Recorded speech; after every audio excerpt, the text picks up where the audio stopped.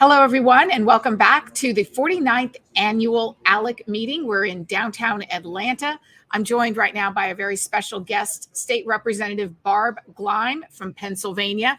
Thank you for being here, and we are just so grateful that you're part of the ALEC family. We want to talk today about a bill that you have been pushing in Pennsylvania, and you're sharing it here with others at ALEC. I think that this is a bill that's very much going to resonate with people. Why don't you tell us about it, Barb? Yeah, it's House Bill 2521. It's called the Anti-indoctrination and Teaching Act. And in Pennsylvania, our parents really want some transparency in curriculum in schools, just like you've seen in Virginia. So we did have a transparency bill that went through the House and Senate and was approved, but our governor vetoed it.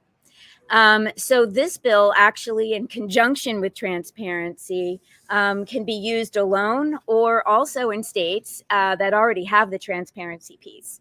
So it's based off of Governor Youngkin's Executive Order number 1. So it really reaffirms the Civil Rights Act of 1964. It empowers parents with the transparency of curriculum, but then it has a professional development piece for teachers.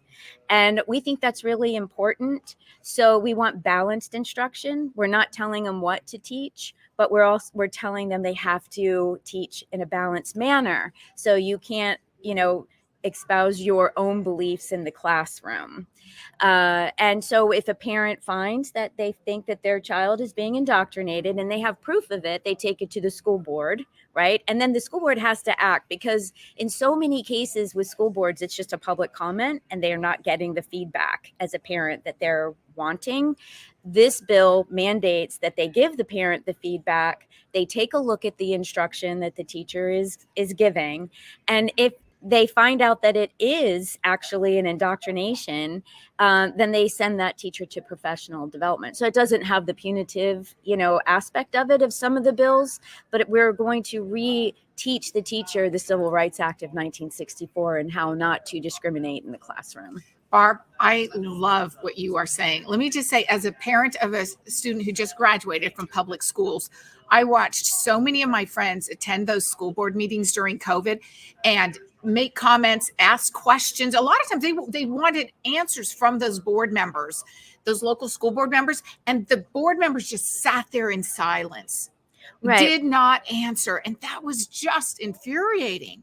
Well, I was a school board member for 8 years and I was president for 2 in my region. And you don't technically have to respond. It's just a public comment. Right. But what they do have to do is, after the meeting is over, is contact that parent and, look into their issue that they're having. And that's not always happening all through the state. Now, one thing I do want to say is about teachers is most teachers are doing a good job. And we've looked at some of the polling, and parents, I would say 88% of the parents are happy, but there are a few cases that really need to be looked into. And those teachers may have to get some additional professional development. And then the school board has to react, right? So that's what we want to have done in our state. I mean, really, the bottom line, parents just want to know that their kids are getting a good education that's going to allow them to succeed and prosper in life. And all the rest, let's eliminate it. The indoctrination, the wokeness, the social agendas. Yep. I just think, to me, that's just such common sense. Like I said, as a parent of 2 kids who went through the public schools, and I think I speak for most parents, we just want our kids to leave the schools with the skills to succeed.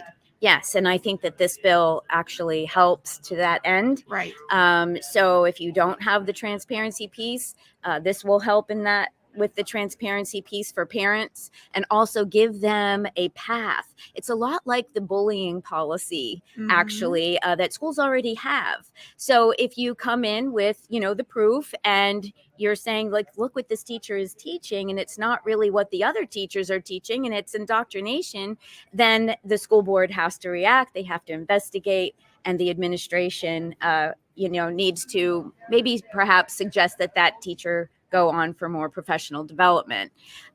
So I'm looking forward to seeing if ALEC can help with this and push it. And maybe in the winter, time months, we'll we'll see it as model policy. Well, I think that's great. We're just grateful that you're here. And is there any last message that you have? This isn't your first ALEC meeting? No, it's not my first one. I actually am on the education subcommittee for ALEC, and was in Virginia and looked at some of the model policy coming down, and there is that transparency model policy there. And I'm hoping that this is the next step. So if you get the transparency bill passed, what's the next step? Like, what do the parents do next? Well, this is the policy to build on that. Last question, and then we'll wrap it up. What is the value to you for coming to ALEC and being a member? I love ALEC. My very first time I came, I met so many legislators from other states. So I was also a legislator that did the Women in Sports bill in Pennsylvania. So when I come to ALEC, I get to meet all the other legislators with that same bill and hear what their stories are in their states and whether it passed and how they got it passed. But not just that, just the education all around. I'm also on the agricultural subcommittee because I'm a farmer. And so it just helps me with policy and seeing what's going on throughout the nation. Well, thank you so much for being a member. Thank you for coming and sharing your best practices. And you're just bringing so much to the ALEC annual meeting, Barb. Thanks for having me. All right. We'll see you next time on another update from our 49th annual meeting in downtown Atlanta.